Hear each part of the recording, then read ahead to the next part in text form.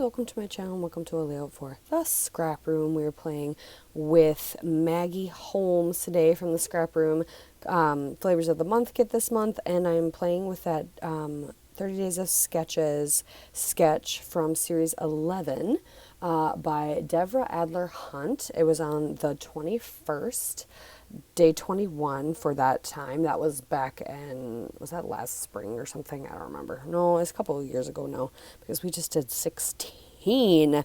Congrats, Christy. So 30 Days of Sketches. That sketch was inspiration. I loved how they, the photos kind of were in like columns. My photos are much bigger, however, so my columns will be far less and far fewer. So I'm adapting it to work for me, which I love. That's what I love about sketches, is you make them work for you, and they're just a jumping off point. I really liked the idea of having a border. The sketch had like this, it almost looked like a stitched border, I'm not sure. So actually I'm going to put, I really like this floral, and it brings out just more of the colors. I'm going to put that around the outside of my cardstock.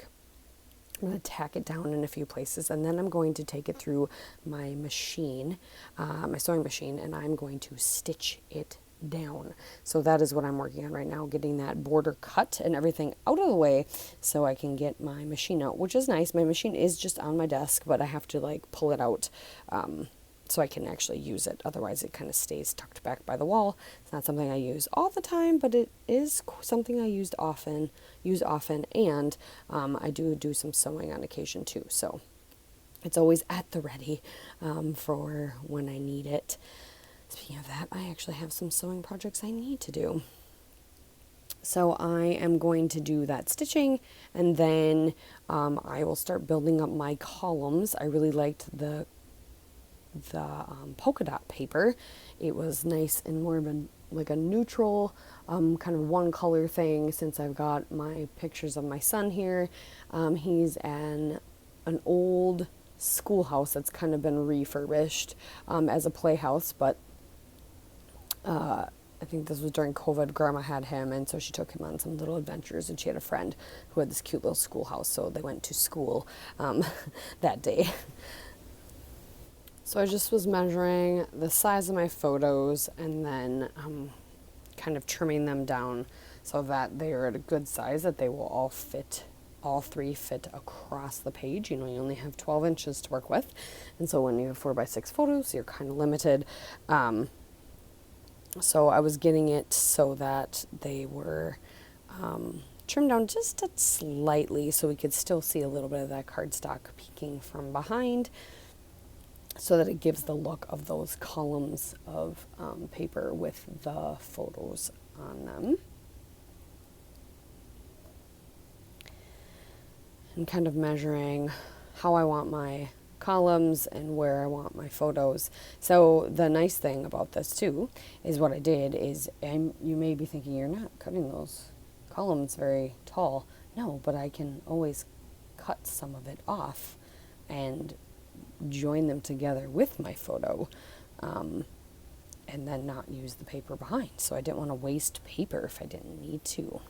So now I'm figuring out how tall I want everything and where I want them all to be, like in relation to each other and in relation to the paper.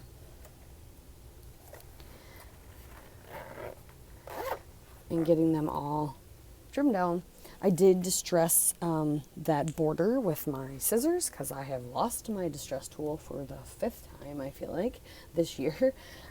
So I think I need to invest in a bigger one. I think I need to go check out the one I keep seeing Janet using from Some Assemblers Required. I think that is definitely something I'm going to have to do.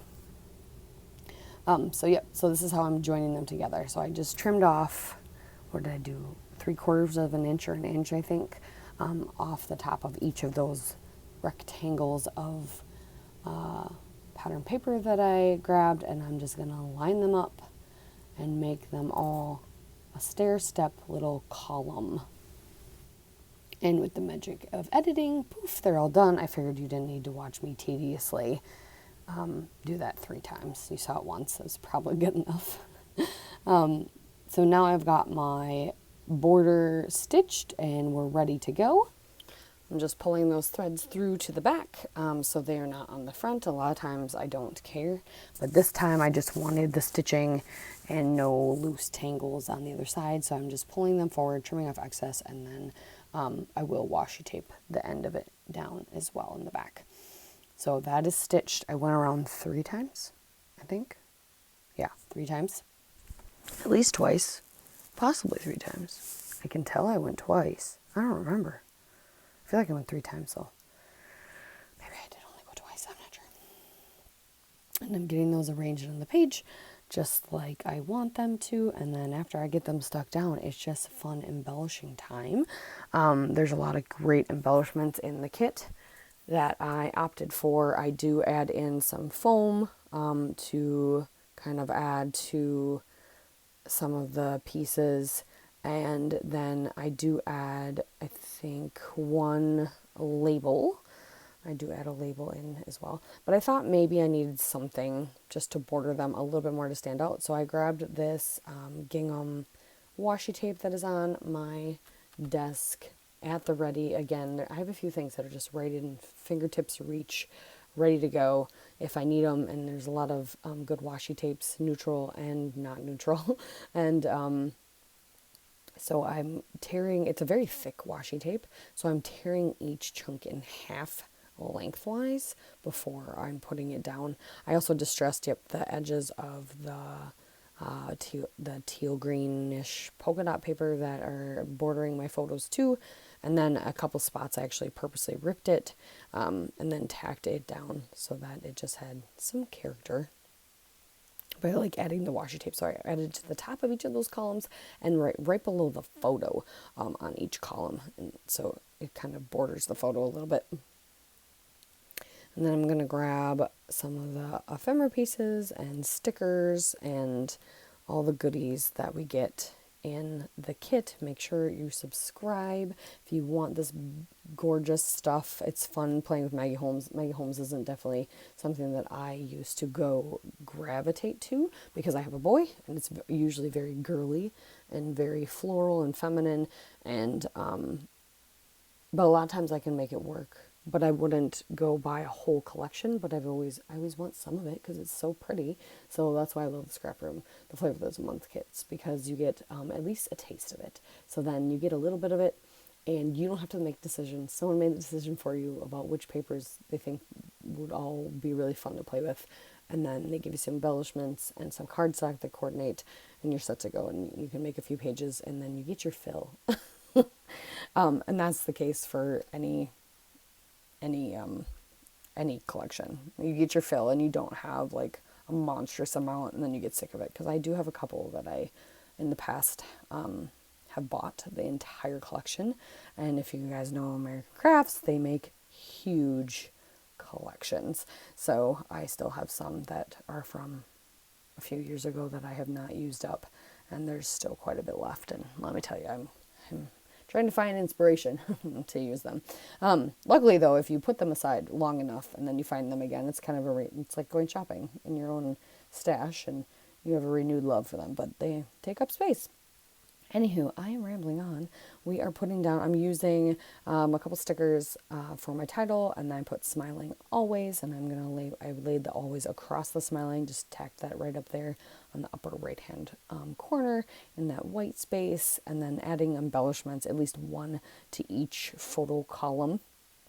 Doing one on the far left column with an old camera and a floral and the love you so much. I will grab some enamel dots from my stash that are just like an off green, and so they don't actually match, but they stand out, and I like the way they look. And then the tickets and the squirrel on the second photo, plus we've got that rip below that photo in the middle, and then on the far right just the journaling area that I created there on the bottom right hand side, a couple heart stickers, a couple labels, and then the words always in my heart and adventure. And there's a lot of great word stickers on this little sticker sheet. So yeah, getting all that tacked down. You guys will check out some close-ups here shortly. Thank you so much for watching. I appreciate you. Make sure you tackle the Flavors of the Month kit. Have fun with it. Go about find some great inspiration by checking out the Facebook group and all the inspiration there and all the fun challenges. Maybe the color challenge or something else will pique your interest, or one of the sketches. Jumpstart sketch every month is great, but then there's always a throwback sketch, which is a sketch from past challenges. So that's always fun. So go check that out on the Facebook group. The links are all down below. You can check out 30 Days of Sketches. Links are down there. For the playlist for series 11 are down below. The most recent series was 16 though, so make sure you go check that out if you just search for the hashtag 30 D. Oh, let's see, what is it? 30 Days of Sketches with Christy from Christy's Beauty Life. I can't think of what it is, but you'll see it. You'll see the hashtag in the title. If you just find that sketch or that hashtag and just change the number of the series, you'll find all the layouts you need and all the inspiration. So I highly recommend that. So thank you again for checking me out. Make sure you check out the Scrap Room.